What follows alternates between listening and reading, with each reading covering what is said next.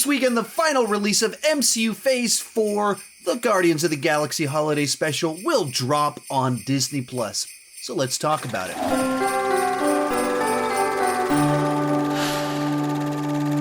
Hi, my name is Sean, and I love to talk about movies and TV way too much. With that in mind, go ahead and join me down below in the comments section.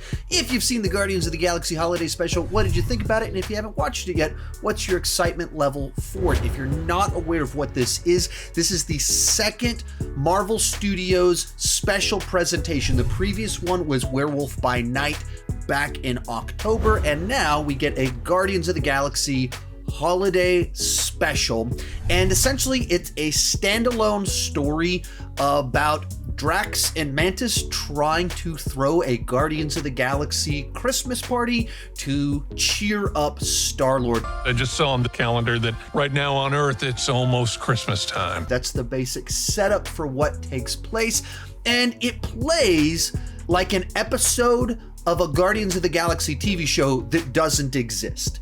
So you have the whole cast and crew, but it just has that vibe of the holiday episode of your favorite Marvel TV show that doesn't actually exist. With all of that said, let's get started. And I thought it was a charming, sweet, and delightful addition to the MCU, all while still having James Gunn's twisted perspective on things. I mean, it's all about two friends wanting to find the perfect Christmas present for their friend to cheer him up. But Peter's so sad about Gamora being gone. That's about as wholesome as a basic premise for a Christmas special, a holiday special as you could have.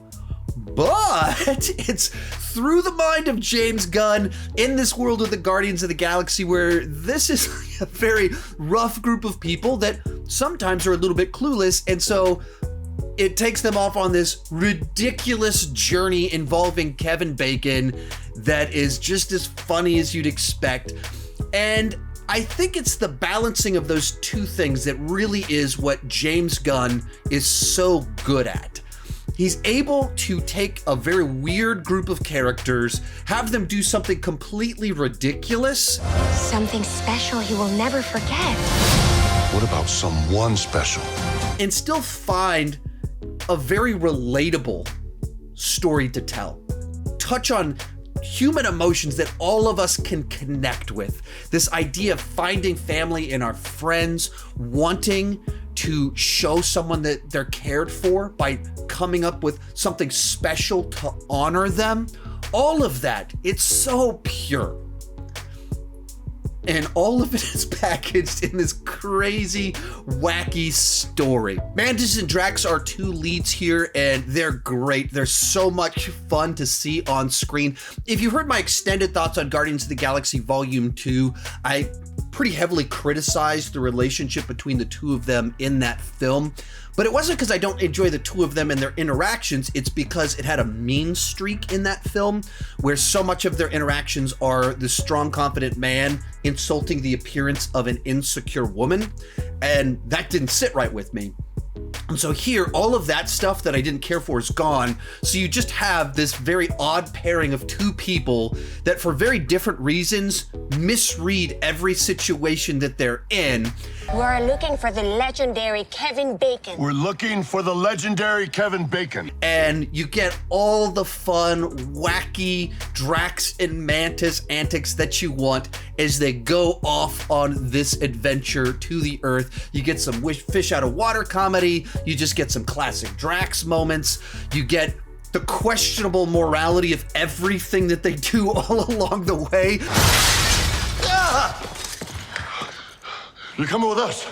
That's a Christmas present. And it just goes for it. Like, they do some horrible things, and it's just like, yeah, that's part of the fun. So it was such a delight to get to see the two of them doing their thing. The third lead here would be Kevin Bacon. It's not just like a cameo where he's only a little bit, like he has a strong presence throughout the entire runtime. And then the rest of our Guardians, they're definitely guest stars in it. They each get a moment, they get a laugh, they get something that you're like, oh, that was hilarious. Oh, that was a lot of fun.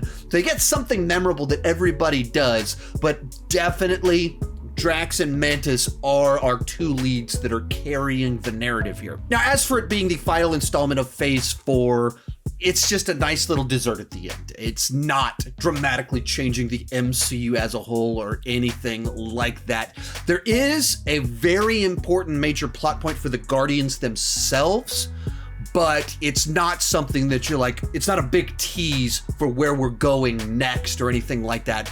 This is very much intended to be a holiday special. It's all about family and friends and having that Christmas spirit, but it does have something very important for the Guardians themselves. There is a post-credit scene that's fun. You don't want to miss it, so be sure to stick around for that. And as this is a James Gunn Guardians production, the soundtrack here is great. It's a ton of fun of him finding all of these more obscure, different Christmas songs to kind of throw in here. And then there's actually 2 new musical numbers during the holiday special. So it packs a lot in there. It's only 40 minutes long. It is the length of an episode of television, as I mentioned at the beginning, but like there's a whole story, there's a lot of emotion, there's a lot of music, there's 2 musical numbers.